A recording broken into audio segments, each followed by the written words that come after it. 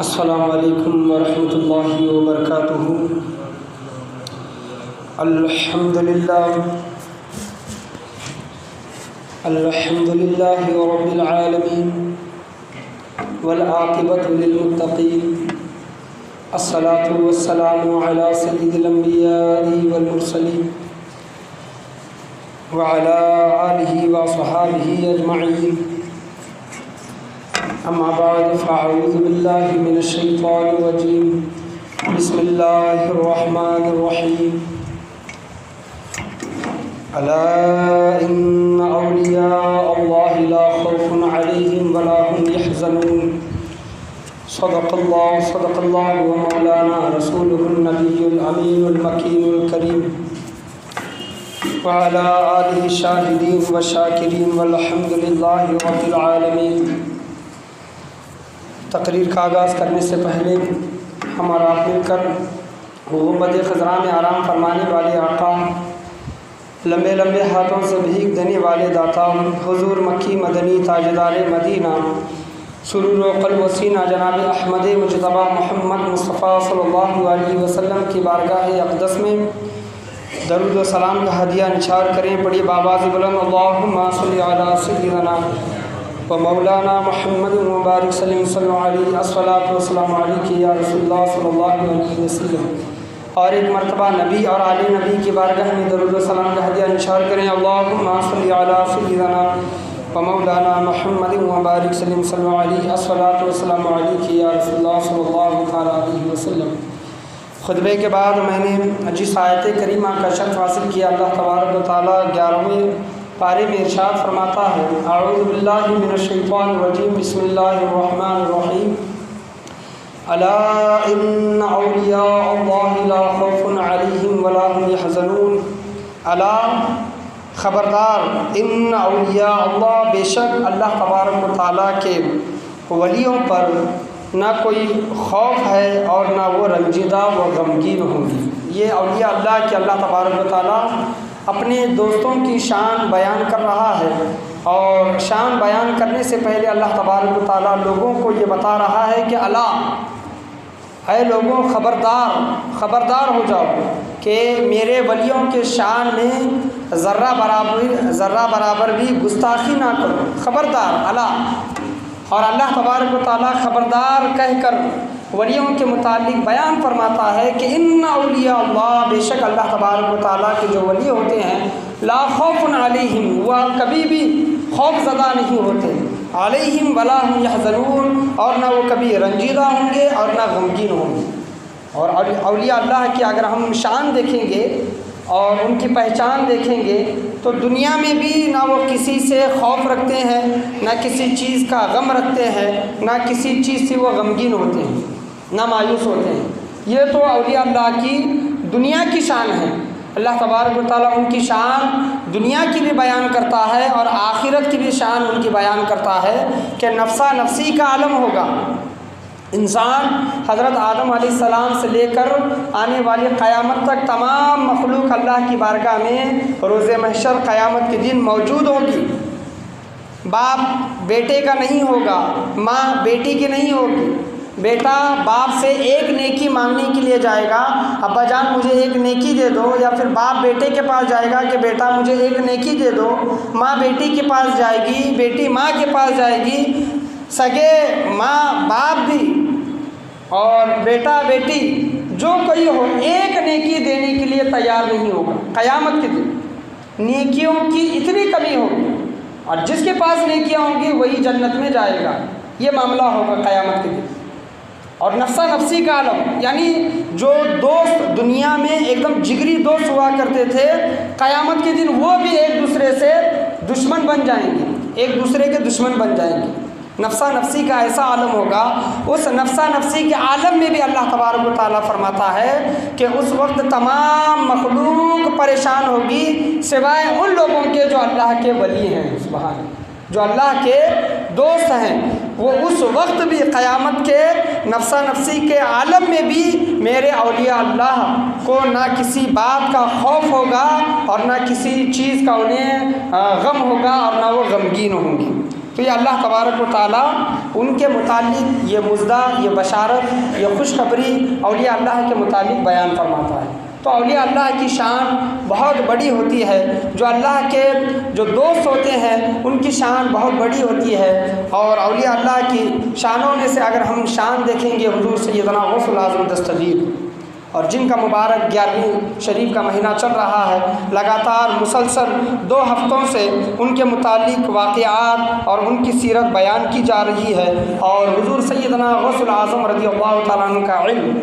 کشف، کرامات، اور اللہ تبارک و تعالیٰ نے انہیں جو تصرف، طاقت اور اختیار جو دی تھی اللہ تبارک و تعالیٰ نے، اس کے متعلق آج چند میں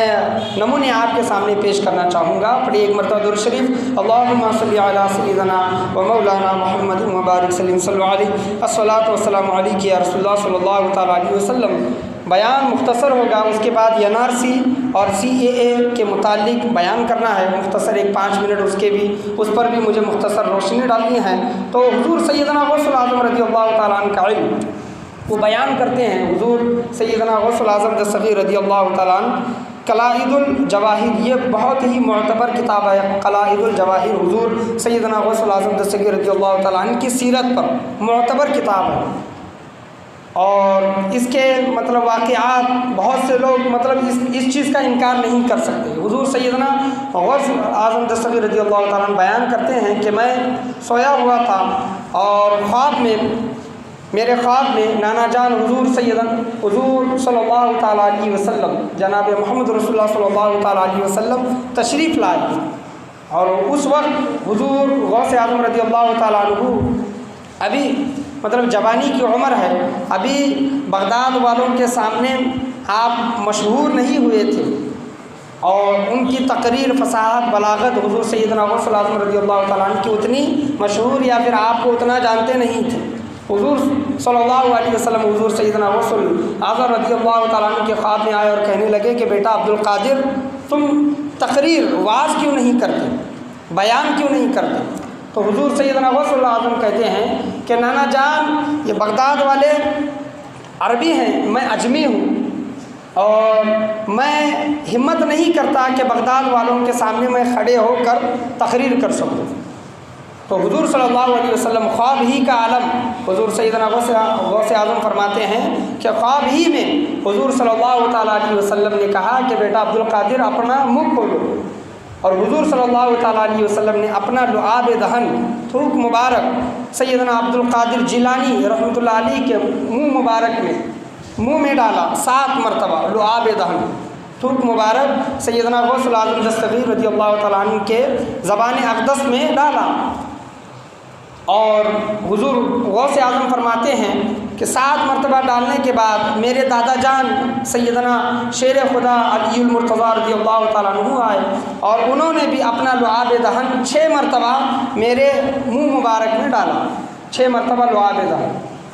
اور حضور صلی اللہ تعالیٰ علیہ وسلم نے کہا کہ بیٹا عبد القادر اب تم وعظ کرنا، تقریر کرنا، اور ان کے دادا جان سیدنا شیر خدا علی المرتضیٰ رضی اللہ تعالیٰ عنہ بھی ان سے یہی حکم انہیں فرمایا۔ حضور سیدنا غوث الاعظم رضی اللہ تعالیٰ عنہ نے پوچھا کہ دادا جان سیدنا شیر خدا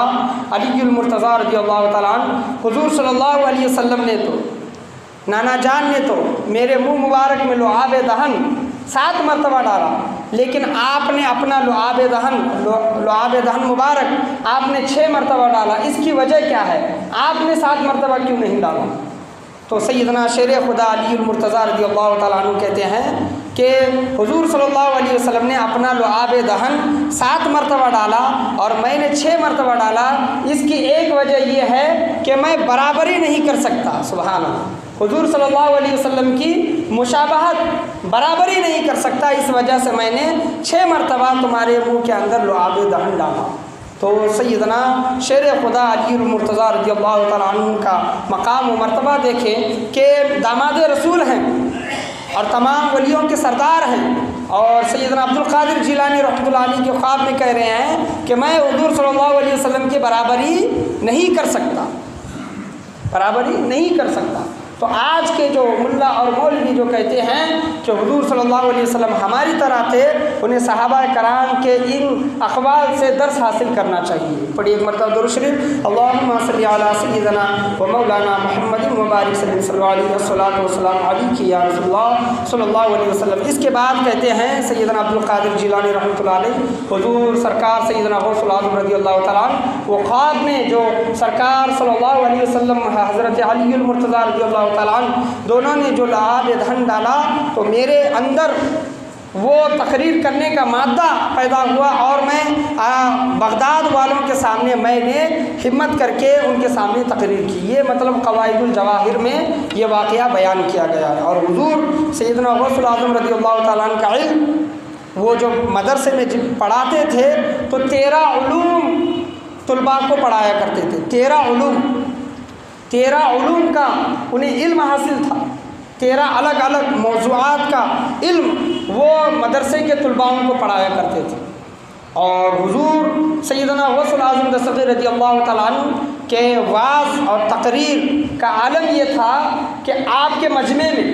حضور سیدنا غوث العظم رضی اللہ تعالیٰ عنہ جب بغداد میں تقریر کیا کرتے تو آپ کے مجمع میں 70,000 سے زیادہ لوگ جمع ہوا کرتے تھے،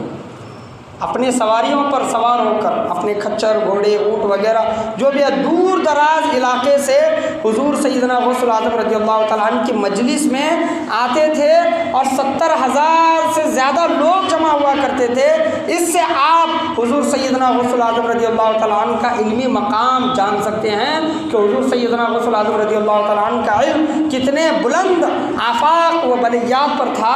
آفاق اور آسمانوں پر تھا، کہ حضور سیدنا غوث العظم رضی اللہ تعالیٰ عنہ کی تقریر سننے کے لیے 70,000 سے بھی زائد لوگ آیا کرتے تھے۔ اور آپ کی کرامت آپ نے سنی ہوگی کہ اگر حضور سیدنا غوث العظم رضی اللہ تعالیٰ عنہ کے سامنے جو شخص بیٹھا ہے اور 70,000 لوگ ہیں، کتابوں میں آیا ہے، معتبر کتابیں ہیں کہ سامنے والا جس طرح حضور سیدنا غوث العظم رضی اللہ تعالیٰ عنہ کی آواز کو سنتا تھا، آج مجھے تقریر کرنی ہوتی ہے تو مائک کا استعمال کرنا پڑتا ہے۔ حضور سیدنا غوث العظم کی کرامت یہ ہے کہ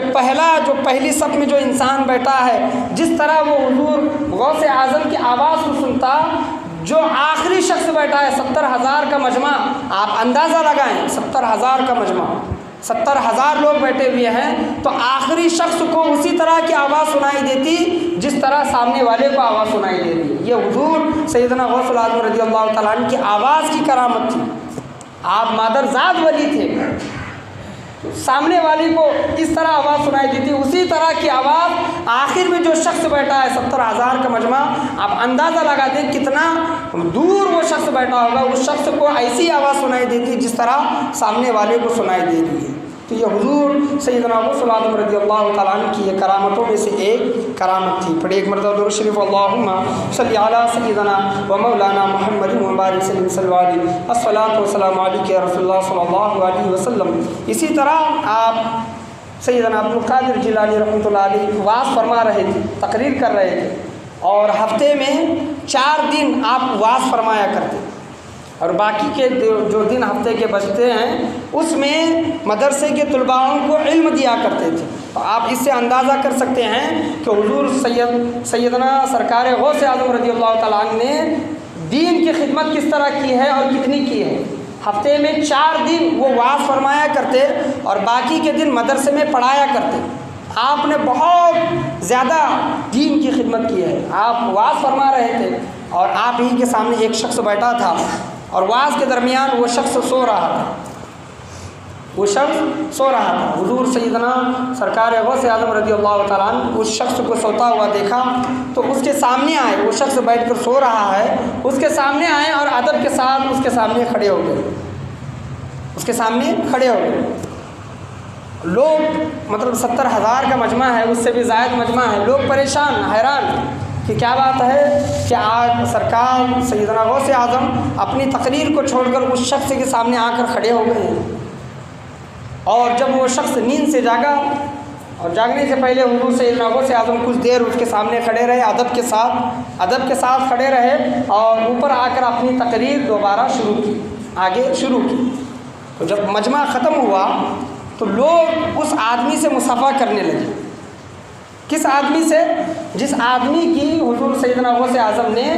عزت کی تھی، ان کے سامنے ادب سے کھڑے ہوئے تھے،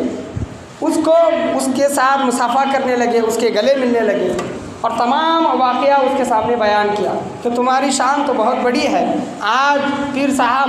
تقریر کرتے کرتے نیچے اترے ممبر سے اور تمہارے سامنے ادب کے ساتھ کھڑے ہو گئے،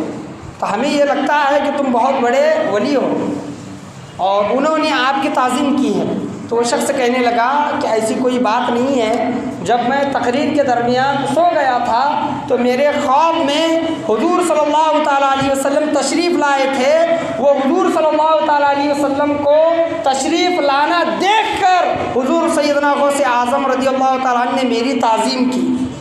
بلکہ وہ میری تعظیم نہیں کر رہے تھے کہ میرے خواب میں جو ہستی تشریف لائی تھی اس ہستی کی تعظیم کر رہے تھے. تو بتانے کا حاصل کلام یہ ہے، کشف، کرامات، تصرف، طاقت، اختیار اللہ نے حضور سیدنا غوث اعظم کو اتنا عطا کیا تھا کہ لوگوں کے خوابوں پر بھی آپ کی حکومت تھی کہ لوگ، انسان کو کیا خواب آ رہا ہے، کیسی بشارت آ رہی ہے، انسان خواب میں کیا دیکھ رہا ہے، اس کا بھی تصرف حضور سیدنا غوث اعظم کو اللہ تبارک و تعالیٰ نے عطا کیا تھا. بعد میں یہ پتہ چلا کہ اس شخص کے خواب میں جناب محمد رسول اللہ صلی اللہ تعالیٰ علیہ وسلم تشریف لائے تھے، تو نانا جان کی تعظیم کے لیے، ادب کے لیے حضور سیدنا غوث اعظم رضی اللہ تعالیٰ ان کے سامنے کھڑے ہوئے.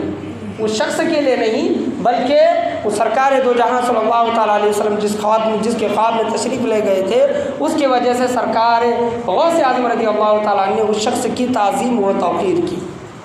اور محمد کاکیس رحمۃ اللہ علیہ، آپ کا بچپنے کا زمانہ ہے، اور حضور سیدنا غوث اعظم رضی اللہ تعالیٰ عنہ کو بچپن کا عالم ہو، 18 سال کی عمر ہو، جوانی کا عالم ہو، اللہ کا ولی، جو اللہ کا ولی ہوتا ہے، جو بھی حضور سیدنا غوث اعظم کو دیکھتا آپ کو پہچان لیتا کہ یہ ولیوں کے سردار ہیں. ہر کوئی اللہ کا ولی جو ہے وہ اپنی نگاہ بصیرت سے آپ کو پہچان لیتا. محمد کاکیس رحمۃ اللہ علیہ یہ بھی بغداد میں بہت بڑے بزرگ گزرے ہیں، اور حضور سیدنا غوث اعظم رضی اللہ تعالیٰ عنہ کے ابھی طالب علمی کا مدرسے کا زمانہ تھا، اور محمد کاکیس رحمۃ اللہ علیہ کی عمر زیادہ تھی. وہ لوگوں کو واعظ فرما رہے تھے، تقریر کر رہے تھے. تو حضور غوث اعظم رضی اللہ تعالیٰ عنہ نے سوچا کہ چلو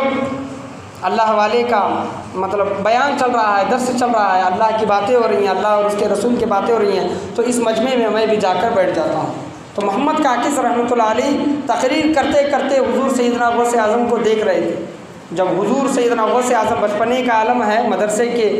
پڑھنے کے زمانے کا دور ہے، جب وہ مجمع میں آ کر بیٹھے تو محمد کاکیس رحمۃ اللہ علیہ نے کہا کہ جو بچہ آ کر بیٹھا ہے اس کو باہر نکال دو. تو لوگوں نے محمد کاکیس رحمۃ اللہ علیہ جو اللہ کے ولی تھے ان کے حکم کی تعمیل کی. وہ لوگ تو نہیں پہچانتے تھے حضور غوث اعظم کو، تو پیر کے حکم کی تعمیل کرتے ہوئے حضور سیدنا غوث اعظم کو اس مجمع سے باہر کر دیا. حضور سیدنا غوث اعظم دل میں کوئی برا نہیں جانا، اور پھر اللہ کی باتیں، اللہ اور اس کے رسول کی باتیں سننے کے لیے اس مجمع میں آ کر بیٹھے. تو محمد کاکیس رحمۃ اللہ علیہ نے دوبارہ حضور سیدنا غوث اعظم کو دیکھا اور کہا کہ اس بچے کو دوبارہ واپس کر دو، باہر بھیج دو، اس مجمع میں مت بٹھاؤ. تو لوگ، تمام کے تمام لوگ اس بچے کو دیکھ رہے ہیں. کس بچے کو؟ جس کے متعلق پیر صاحب جو تقریر کر رہے ہیں، تقریر کرتے کرتے کہہ رہے ہیں کہ اس بچے کو باہر کر دو. اشارہ جس کی طرف کر رہے ہیں، پورا مجمع حضور سیدنا غوث اعظم کو دیکھ رہا ہے کہ یہ کون بچہ ہے جس کے متعلق محمد کاکیس رحمۃ اللہ علیہ کہہ رہے ہیں کہ اس بچے کو مجمع سے باہر کرو. جب 2 بار باہر کر دیا گیا، تیسری بار پھر حضور سیدنا غوث اعظم رضی اللہ تعالیٰ عنہ اس مجمع میں آ کر بیٹھے. آ کر بیٹھنے کے بعد محمد کاکیس رحمۃ اللہ علیہ کہتے ہیں کہ اس بچے کو میرے پاس لایا جائے، اس بچے کو میرے پاس لایا جائے. حضور سیدنا غوث اعظم رضی اللہ تعالیٰ عنہ کو جب محمد کاکیس رحمۃ اللہ علیہ کے پاس لایا گیا تو محمد کاکیس رحمۃ اللہ علیہ کہتے ہیں کہ اے لوگوں، اس بچے کو تم جانتے ہو؟ یہ بچہ کون ہے؟ اس بچے کو تم نہیں جانتے. میں نے تمہیں متوجہ کرانے کے لیے، تمہارا دھیان اس بچے کی طرف کرنے کے لیے اس بچے کو 2 بار مجلس سے باہر بھیجا، کیونکہ تمہارا دھیان اس بچے کی طرف ہو. اے لوگوں، جان لو یہ بچہ آنے والے وقت میں اللہ تبارک و تعالیٰ کے تمام ولیوں کا سردار ہوگا. سبحان. اور اس کا قدم تمام ولیوں کے گردن پر ہوگا۔ اس کا قدم یہ آنے والے وقت میں یہ بچہ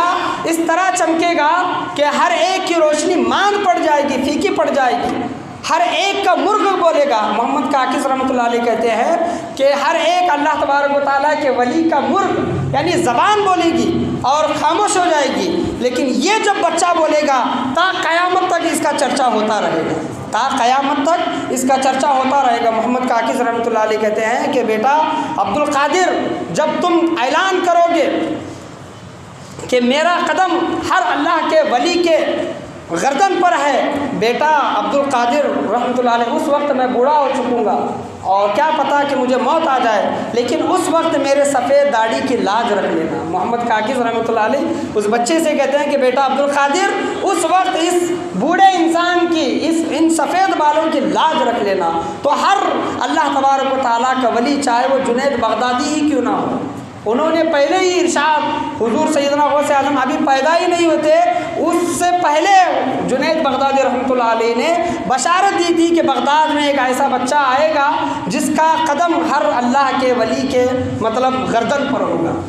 تو حضور سیدنا غوث اعظم رضی اللہ تعالیٰ عنہ کی یہ شان، یہ کرامت، اللہ نے انہیں اتنے کشف و کرامات دیے تھے۔ میں نے علم کے متعلق بھی بات کی، ان کے کشف و کرامات کے متعلق بھی میں بات کر رہا ہوں۔ ان کے سامنے جب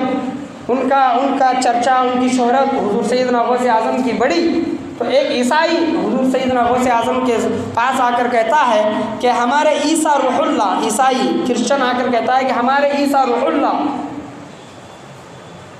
مردہ لوگوں کو زندہ کیا کرتے تھے، جو لوگ قبر میں دفن ہو چکے ہیں ان کو زندہ کیا کرتے تھے، کیا تمہارے نبی نے، تمہارے محمد رسول اللہ صلی اللہ علیہ وسلم نے کسی بے جان انسان کو، مردہ انسان کو زندہ کیا ہو؟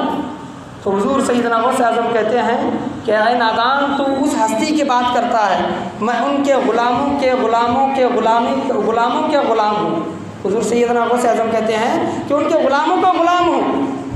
ایک ادنا سا غلام ہوں۔ اگر یہ غلام تیرے بتا ہوئے چیلنج کو کہ تمہارے نبی مردے کو زندہ کیا کرتے تھے، اگر میں زندہ کر دوں کیا تو ایمان لے کر آئے گا اور میرے نبی کے مطلب نبوت کو تسلیم کرے گا؟ تو عیسائی کہتا ہے کہ میں تو نبی کی بات کر رہا تھا، یہ تو غلاموں کے غلام ہیں، چلو اگر یہ کر دے تو اور اچھی بات ہے۔ تو حضور سیدنا غوث اعظم اس عیسائی کو لے کر قبرستان جاتے ہیں اور کہتے ہیں کہ تو جس قبر کی طرف اشارہ کرے گا میں اس انسان کو زندہ کروں گا۔ تو 400-500 سال پہلے کی قبر، اور وہ بھی ایک ایسی قبر جو گویا تھا، گانے والا تھا، تو عیسائی نے اس گویے کے گانے والے کی قبر کی طرف اشارہ کیا۔ تو حضور سیدنا غوث اعظم کہتے ہیں کہ تمہارے عیسیٰ روح اللہ، عیسیٰ نبی علیہ السلام کہتے تھے کہ کم بِإِذْنِ اللہ، یعنی اللہ تبارک و تعالیٰ کے حکم سے زندہ ہو جا۔ عیسیٰ علیہ السلام کیا کہتے تھے؟ مردوں کو اگر زندہ کرنا ہے تو کم بِإِذْنِ اللہ، اللہ کے حکم سے زندہ ہو جا۔ میں محمد صلی اللہ علیہ وسلم کے غلاموں کا غلام ہوں، میں کم بِإِذْنِ اللہ نہیں کہتا، کم بِإِذْنِ کہتا ہوں کہ اے مردے میرے حکم سے زندہ ہو جا، میرے حکم سے زندہ ہو جا۔ تو سرکار سیدنا غوث اعظم رضی اللہ تعالیٰ نے اتنا کہا کہ کم بِإِذْنِ، میرے حکم سے زندہ ہو جا، تو قبر میں جو گویا گانے والا تھا وہ گانا گاتے ہوئے اٹھا۔ حضور سیدنا غوث اعظم رضی اللہ تعالیٰ کی یہ کرامت دیکھ کر وہ عیسائی مطلب مسلمان ہو گیا۔ یہاں پر غور کرنے کا مقام ہے، کوئی یہ نہ سوچے کہ حضور سیدنا غوث اعظم رضی اللہ تعالیٰ عنہ نے عیسیٰ علیہ السلام کی شان میں گستاخی کی، کیونکہ چاہے نبی کوئی کیوں نہ ہو، نبیوں کے شان میں گستاخی کرنا بتایا گیا نا، آمنت باللہ، میں ایمان لایا اللہ پر، وہ ملائکتی، اس کے فرشتوں پر، وہ رسولی، اس کے رسولوں پر، تمام چیزوں پر ایمان لانا ضروری ہے، رسولوں پر، نبیوں پر۔ اور ہم کسی بھی نبی کے شان میں اگر ایک ادنا سے گستاخی کر دیں تو ہم ایمان سے خارج ہو جائیں گے۔ حضور سیدنا غوث اعظم نے کہا کہ تمہارے نبی کم بِإِذْنِ اللہ، اللہ کے حکم سے بول کر زندہ کرتے تھے، لیکن میں کم بِإِذْنِ، میرے حکم سے زندہ ہو جا۔ تو اس کا مطلب یہ ہے، میں آپ کو بیان کرنا چاہوں گا کہ اللہ کے پیارے نبی صلی اللہ علیہ وسلم کی حدیث ہے کہ جب بندہ اللہ تبارک و تعالیٰ کی یاد میں کھو جاتا ہے، یہ سیدنا عیسیٰ علیہ السلام کی شان میں گستاخی نہیں ہوئی، بلکہ محمد رسول اللہ صلی اللہ تعالیٰ علیہ وسلم کی عظمت شان بتانے کے لیے حضور سیدنا غوث اعظم رضی اللہ تعالیٰ نے کم باذنی کا حکم دیا کہ دیکھ کہ جب ان کے غلاموں کا جب یہ عالم ہے تو سرکار کا عالم کیا ہوگا، جب ان کے غلاموں کا جب یہ عالم ہے تو صحابہ کا کیا حال ہوگا، صحابہ کا جب یہ حال ہے تو جناب محمد رسول اللہ صلی اللہ تعالیٰ علیہ وسلم کا کیا مقام و مرتبہ ہوگا۔ تو عیسائی تو سمجھ گیا، لیکن میں آپ کو سمجھانے کے لیے بول رہا ہوں کہ جب کوئی انسان، حضور صلی اللہ علیہ وسلم فرماتے ہیں کہ اللہ کی یاد میں فنا ہو جاتا ہے، اللہ کی یاد میں کھو جاتا ہے اور اللہ کا ولی مقرب بندہ بن جاتا ہے، تو اللہ تبارک و تعالیٰ فرماتا ہے، حضور صلی اللہ علیہ وسلم فرماتے ہیں، حدیث قدسی ہے کہ اللہ اس شخص کا ہاتھ بن جاتا ہے جس سے وہ دیتا ہے، اللہ اس ولی کا ہاتھ بن جاتا ہے جس سے وہ دے رہا ہے، اس کا پاؤں بن جاتا ہے جس سے وہ چل رہا ہے، اس کی آنکھ بن جاتا ہے جس سے وہ دیکھ رہا ہے، اس کی زبان بن جاتا ہے جس سے وہ بول رہا ہے، اس کا کان بن جاتا ہے جس سے وہ سن رہا ہے۔ تو اللہ تبارک و تعالیٰ کا ولی اللہ تبارک و تعالیٰ اس کے متعلق فرماتا ہے کہ سراپا میں اس کے اعضاء جز بن جاتا ہوں جس سے وہ چلتا پھرتا دیکھتا بولتا ہے۔ تو حضور سیدنا غوث اعظم رضی اللہ تعالیٰ نے کم باذنی کہا تو انہوں نے نہیں کہا، بلکہ اللہ تبارک و تعالیٰ حضور سیدنا غوث اعظم رضی اللہ تعالیٰ عنہ کی زبان میں حکم دے رہا ہے کہ کم باذنی، میرے حکم سے زندہ ہو جائے، یعنی اللہ کے ولی کا بولنا بھی اللہ کا بولنا ہے، اللہ کے ولی کا سننا بھی اللہ کا سننا ہے، اللہ کے ولی کا دیکھنا بھی اللہ کا دیکھنا ہے۔ جس طرح حدیث میں نے آپ کے سامنے بیان کی، اس کی روشنی میں اگر اس واقعے کو دیکھیں تو گمراہی و دلالت سے ہم ضرور بچیں گے۔ حضور سیدنا غوث اعظم رضی اللہ تعالیٰ عنہ نے مردوں کو بھی زندہ کیا، یہ ان کی شان کشف کرامت اللہ تبارک و تعالیٰ نے انہیں اختیار کیا۔ اور جب حضور سیدنا غوث اعظم رضی اللہ تعالیٰ عنہ کی جب ولایت کا، کرامتوں کا جب چرچا بڑھا تو دشمن تو کس زمانے میں نہیں ہوتے، حضرت آدم علیہ السلام سے دشمن چلے آ رہے ہیں، اسلام کے دشمن حضرت آدم علیہ السلام کے دور سے چلے آ رہے ہیں۔ خود ہمارے نبی کریم صلی اللہ علیہ وسلم کے زمانے میں دیکھ لیں، ہر نبی کے دور میں دیکھ لیں، صحابہ کے دور میں دیکھ لیں، ولیوں کے دور میں دیکھ لیں، حضور سیدنا غوث اعظم رضی اللہ تعالیٰ عنہ سے بھی بغض دشمنی رکھنے والے تھے۔ انہوں نے پلان کیا کہ ہم نے حضور سیدنا غوث اعظم کا بہت کشف و کرامت سنے ہیں، تو چلے آج انہیں آزماتے ہیں۔ حضور سیدنا غوث اعظم کو آزماتے ہیں۔ کس طرح آزماتے ہیں کہ ہم ایک جنازہ تیار کریں گے اور جنازے میں ایک زندہ انسان کو سلائیں گے اور اس جنازے کو سرکار غوث اعظم رضی اللہ تعالیٰ عنہ کی بارگاہ میں، خانقاہ میں لے کر جائیں گے اور کہیں گے کہ یہ فلاں انسان مر گیا ہے، آپ جنازے کی نماز پڑھا دیں۔ اگر آپ جنازے کی نماز پڑھائیں گے تو اللہ تبارک و تعالیٰ اس انسان کی بخشش و مغفرت فرمائیں گے۔ اور جب سرکار غوث اعظم جب جنازے کی نماز پڑھائیں گے تو ہم اشارہ کریں گے، تم ڈولی میں سے، جنازے میں سے اٹھ کر کھڑے ہو جانا، اور ہم ان تمام لوگوں کا مذاق بنائیں گے اور کہیں گے کہ یہ کچھ نہیں ہے، یہ اللہ کے ولی نہیں ہے۔ تو اس طرح کا پلان ان کے دشمن، حضور غوث اعظم رضی اللہ تعالیٰ عنہ کے دشمن نے یہ تمام پلان بنایا اور جنازے میں ایک زندہ انسان کو سلا کر وہ جنازہ سرکار غوث اعظم رضی اللہ تعالیٰ عنہ کے خانقاہ میں لے کر گئے اور کہا، یہ تمام واقعہ بیان کیا۔ حضور سیدنا غوث اعظم رضی اللہ تعالیٰ عنہ آئے اور ان کے ساتھ ان کے مریدین تھے، تو تمام لوگوں نے پیچھے کھڑے ہو گئے اور حضور سیدنا غوث اعظم رضی اللہ تعالیٰ عنہ نے جنازے کی نماز کے لیے ہاتھ باندھا اور پوری کی پوری نماز، جنازے کی نماز پڑھی اور لوگ جنازے کی نماز ہو گئی۔ اب لوگ اشارہ کر رہے ہیں، آواز کر رہے ہیں، اس اندر جنازے میں سوئے ہوئے انسان کو اشارہ کر رہے ہیں کہ اٹھ جا، لیکن وہ اٹھتا نہیں۔ لوگ پریشان، لوگ حیران، جو ان کے دشمن ہے وہ حیران، جنازے کا جو کپڑا ہے وہ ہٹا کر دیکھتے ہیں جو زندہ انسان کو جو سلائے تھے وہ صحیح میں مر گیا تھا، صحیح میں مر گیا تھا۔ اور لوگ معافی مانگنے لگے اور سرکار غوث اعظم رضی اللہ تعالیٰ کو پورا معاملہ بیان کرنے لگے کہ ہم نے یہ آپ کو آپ کی بے عزتی کرنے کے لیے، آپ کا مذاق بنانے کے لیے ہم یہاں پر آئے تھے، ایک زندہ انسان کو لے کر آئے تھے، آپ نے انہیں مردہ کر دیا۔ تو حضور سیدنا غوث اعظم کہتے ہیں کہ عبد القادر جیلانی جس کسی کا جنازہ پڑھ دے وہ قیامت تک اٹھ نہیں سکتا، قیامت تک۔ یہ بھی ایک کرامت ہے، جس طرح مردوں کو زندہ کرتے ہیں، زندوں کو مردہ بھی کرتے ہیں۔ وہ چیل کا واقعہ آپ نے سنا ہوگا کہ بیان کرتے کرتے وہ ایک چیل آواز کرنے لگی تو حضور سیدنا غوث اعظم رضی اللہ تعالیٰ اپنے بیان میں اپنے واعظ میں اتنے جوش میں تھے کہ چیل کو اشارہ کیا تو چیل کے 2 ٹکڑے ہو کر گر گئے۔ اور جب بیان مکمل ہوا، واعظ مکمل ہوا تو لوگوں سے پوچھا کہ یہ چیل کس طرح مری، تو لوگوں نے تمام واقعہ کہا۔ تو حضور سیدنا غوث اعظم رضی اللہ تعالیٰ نے اس کو حکم دیا کہ اللہ کے حکم سے زندہ ہو جا، تو وہ چیل زندہ ہو کر وہاں سے پرواز ہو گئی۔ تو حضور سیدنا غوث اعظم رضی اللہ تعالیٰ عنہ کا مقام، یہ مرتبہ یہ ہے، انہی کے متعلق اللہ تبارک و تعالیٰ اپنے ولیوں کے متعلق بیان کرتا ہے کہ اے لوگوں، میرے ولیوں کو معمولی نہ سمجھو، میرے ولیوں کو جو اللہ کے دوست ہوتے ہیں انہیں معمولی نہ سمجھو، ان کا چلنا پھرنا اٹھنا بیٹھنا بولنا لینا دینا دیکھنا سننا بولنا تمام چیزیں اللہ تبارک و تعالیٰ کی طرف ہوتی ہیں۔ تو جو اللہ کی یاد میں فنا ہو جاتا ہے تو اللہ تبارک و تعالیٰ اس کا ہاتھ پیر مطلب آنکھ زبان تمام چیزیں اللہ تبارک و تعالیٰ اس کا بن جاتا ہے۔ اللہ تبارک و تعالیٰ 11ویں پارے میں یہی ارشاد فرماتا ہے، الا خبردار ان اولیاء اللہ، جو اللہ تبارک و تعالیٰ کے دوست ہوتے ہیں ولی ہوتے ہیں انہیں نہ کسی چیز کا خوف ہوتا ہے اور نہ کسی بات کا غم ہوتا ہے اور نہ وہ کسی شے سے رنجیدہ اور غمگین ہوتے ہیں۔ یہ اللہ تبارک و تعالیٰ نے ان کی ایک نشانی بیان کی، ان کی نشانی دنیا ہو یا پھر آخرت ہو قیامت ہو، اللہ کا ولی جہاں کہیں ہو دنیا میں ہو تو وہ کسی سے نہیں ڈرے گا سوائے اللہ کے، قیامت میں بھی اس کا وہی معاملہ ہوگا، نفسا نفسی کا عالم ہوگا لیکن اس کے چہرے پر شکم تک نہیں ہوگا۔ تو انہی اللہ والوں کے نقش قدم پر ہم تمام لوگوں کو چلنے کی توفیق و رفیق عطا فرمائے، اور حضور سیدنا غوث اعظم رضی اللہ تعالیٰ عنہ کا سب سے بڑی کرامت، سب سے بڑا جو بھی ان کا جوہر تھا وہ علم تھا۔ حضور سیدنا غوث اعظم رضی اللہ تعالیٰ عنہ نے علم حاصل کیا ہے، اور اتنا علم حاصل کیا ہے وہ اپنے